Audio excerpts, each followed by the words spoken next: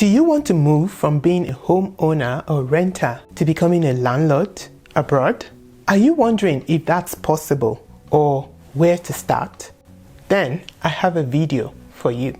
In today's video, I will be talking about our purchase of a rental property in Canada. I will show you a quick tour of the house, and I will share some of the hard lessons we've learned about what not to do along the way of becoming landlords. So that if and when you ever decide to become a landlord, you will be well prepared and you will have all the information you need, and you will not fall into the same mistakes that we fell into. Hello everyone, my name is Diakola. I have lived in Canada for over 25 years. Welcome back to this side of life. And if you're new here, welcome to the Wise Tribe, and thank you all for joining me today. Before we start, disclaimer, I am not a financial advisor or a real estate advisor. I am just here sharing my experience in case somebody out there can learn from it. I also want to mention that investing in real estate is just one of the ways by which you can build wealth, and it's not for everybody, just like I mentioned in the previous video. So it might not be for you. Okay, having gotten that out of the way, throughout today's video, I will be pointing out lessons on what not to do when you are buying your investment property. So please pay attention throughout the video so that you don't miss anything. If you are like me, when I came to Canada, I would look at all the houses, buildings, strip malls, and all those things, and I would be like, oh, someone owns that, Somebody actually owns these buildings that people rent for their business or as a home. Because you see, back in Nigeria, I was not familiar with property ownership. I mean, I came here when I was much younger, so I didn't own any property, and these are things that people really didn't talk much about when we were younger. Like our parents, they didn't really talk about, buying a house, how much a house is, and so I didn't really know anything about buying a house, let alone becoming a landlord, right? But coming here to Canada, I noticed that a number of people had their own homes, they had bought their own homes, and the people who didn't have homes, they were aspiring to buy one. Like they say, the American dream, the Canadian dream is to own your own home. So I started thinking about that. And of course, we got a mortgage and went into the home ownership business. And as time went on, we started seeing the opportunity and the possibility of actually becoming a landlord, buying a home and renting it out. And Nigerians are very resourceful people. They're very driven to entrepreneurship. And so our friends and our community were always talking about buying investment property. And so we were kind of motivated to look into becoming a landlord. And we started small. So that's one lesson, to start small. We started small with buying a condo. A condo is like an apartment building that is serviced, and you have to pay the fees for the servicing. And servicing means, like the exterior maintenance of the grounds, like the mowing of the lawn, the clearing of the snow and things like that. So you pay for those services in addition to your mortgage, right? And buying a condo will feature on my list of what not to do later on in this video. But before I go into my full list of what not to do, I want to show you a quick tour of a rental property that we bought. This house is a 3-bedroom, 2-bath bungalow with a 3-bedroom, 1-bath basement. On entering the house, you are greeted with the sitting area and the dining area. Okay, so here we go into the kitchen. I really like this kitchen. It's very nice with bay windows. Stove, a sink, a fridge. Kitchen has like a pantry, lots of storage.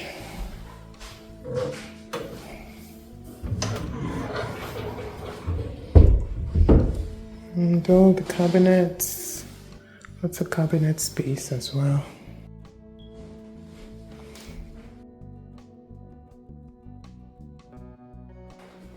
It's the linen closet.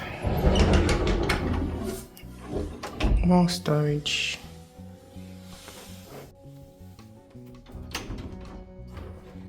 And we have the first bathroom.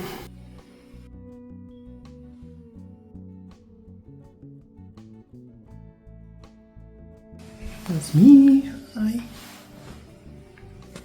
And then that bathroom is shared by the 2 rooms, and this is the master bedroom. Good size. And it's got like double closets. Yes, his and hers closets. There's the window. Outside. There's actually a playground outside. Then we have the bathroom, master bedroom, bathroom.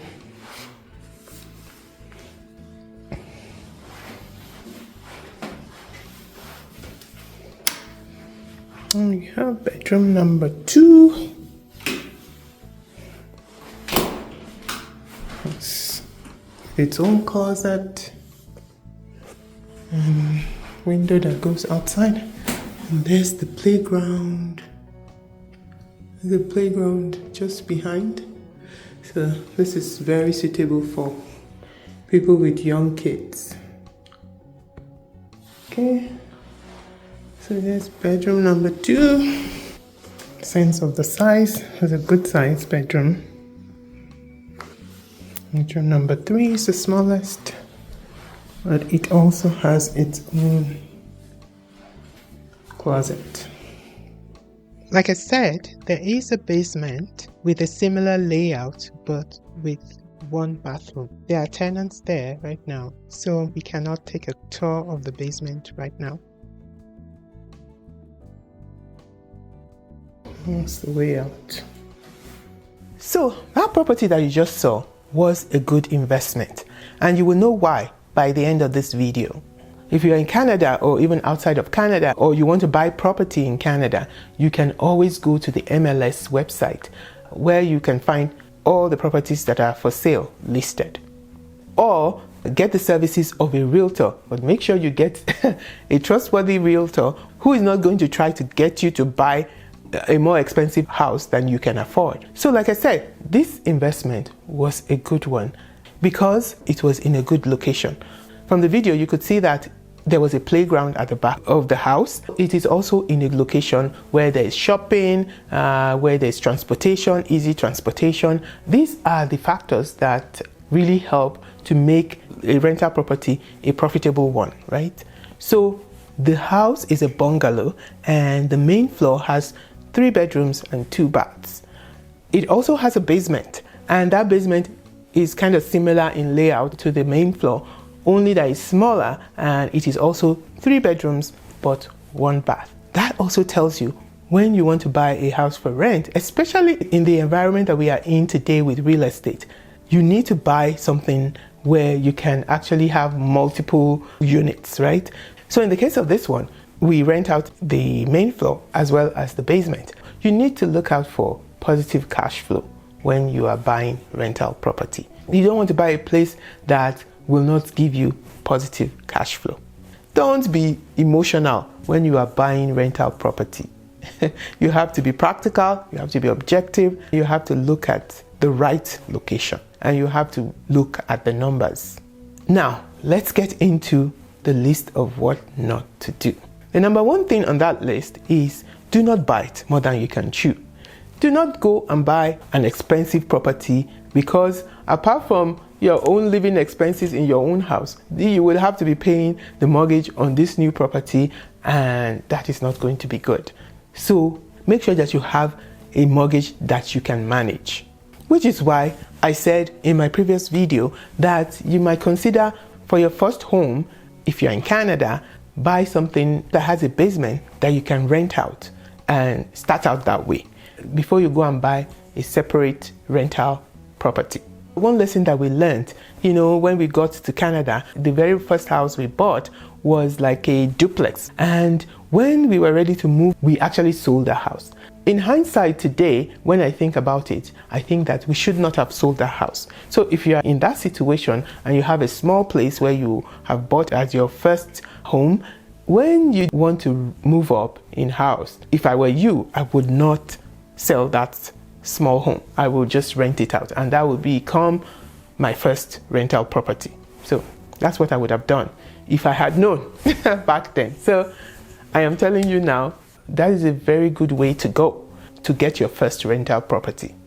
Number 2 of what not to do, from my own experience, I'm speaking from experience, is do not buy a condo unless you are getting a very, very good deal on the condo, or it is in a very good area, like high-end area, where you will always be able to rent it out and you will always be able to cover your condo fees. The reason why I say don't buy a condo is because condo fees, like I explained, they always go up.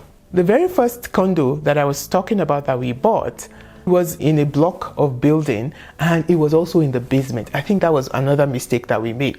We shouldn't have bought something that was in the basement. So people didn't really want to rent it, and the condo fees kept going up, and there were many months when we didn't have a renter and we had to cover the costs.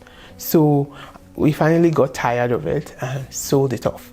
The next one is don't rent or buy in the fall. That is towards the end of the year, especially after September, right?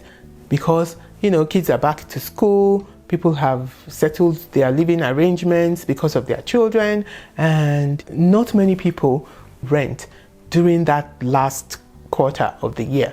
I'm saying this from experience because there was one time that we got a property and it was in the fall. It was in like September, and it was a struggle to get a renter for that property.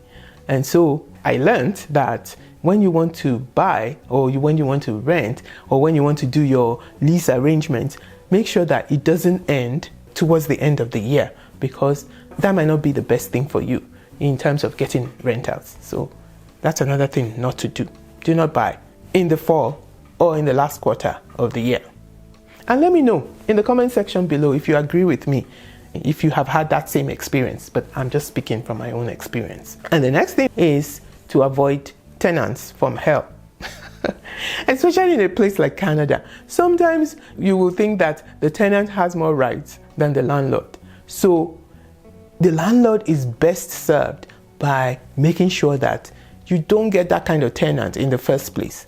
So that means that you need to do your due diligence, make sure you check the people that you are renting your place to, that they are responsible people and they will not be the kind of people that will not pay you for like 6 months. Like somebody was saying in the comment section of the last video, that what will you do if your tenant doesn't pay for 6 months? I mean, that's a tough one. I think what you can do is just to make sure that you don't get that kind of tenant in the first place. And I know sometimes, you are so anxious, maybe you haven't had a renter for a while and you just take the first person that comes by. But you can't do that. You need to think long term and think that, is this person going to be a headache for me? Is this person going to pay their rent on time? And things like that. Because in Canada, it is a whole big process to get somebody out of your house, even though it is your own house. I think I'll do another video about that sometime in the future. But yeah, what not to do is not to get that tenant in the first place. And also pray, right? Like, as believers, we should always pray and believe God for whatever we are doing. So even tenants, pray about the tenants that you are going to get in your rental place so that you don't get those kind of tenants. And then finally today, I would say, in terms of what not to do when you want to be a landlord, is do not do it alone. Do not go it alone. You need a team. Get a team. And what I mean by a team is your real estate agent, your financial advisor, your maintenance person. Maintenance person is very, very important. If something goes wrong in your rental property, you want somebody that you can call that can help you ASAP to fix it so that you're not running around and that your tenants are well taken care of. So you need somebody that will handle your maintenance. And you also might need somebody to actually manage the property for you. Especially if you have your daytime job. I mean, being a landlord is not your primary job. Then you need somebody that would help you to manage the place. Make sure that the rents come in on time, respond to the tenants. When you need to get a new tenant, they can help you with the screening and things like that. Yeah, you will have to pay for it, but I will tell you that it is worth it to have help and not to go it alone. And of course, you are going to consider and include all those costs in your expenses as well. And don't forget to file your taxes. This is Canada. You have to file your taxes and declare that you have rental apartment, declare your income and your expenses. And we can talk more about taxes as well in terms of having rental property in subsequent videos. So that brings me to the end of my list for today. I mean, there's a lot more that we can talk about, but that's all I have for today. I hope you have gotten some value from this video.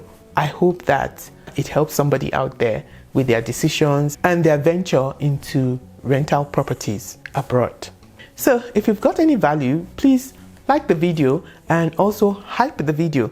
I think YouTube now has a new feature that's called the hype, and it helps to promote the videos and get it to more people. So please like and hype, and also comment. Let me know what you think. Do you agree with my list? Do you disagree? Let us discuss in the comment section below. I also want to say a big thank you for all the responses to the community that I am planning to start on WhatsApp. I will be providing you with more information about that community in the next few weeks. So please stay tuned for that. Thank you very much. All right, that's it for today. Thank you so much for joining me again. Don't forget to like, share, subscribe, and hit the notification bell so you know whenever I upload new videos.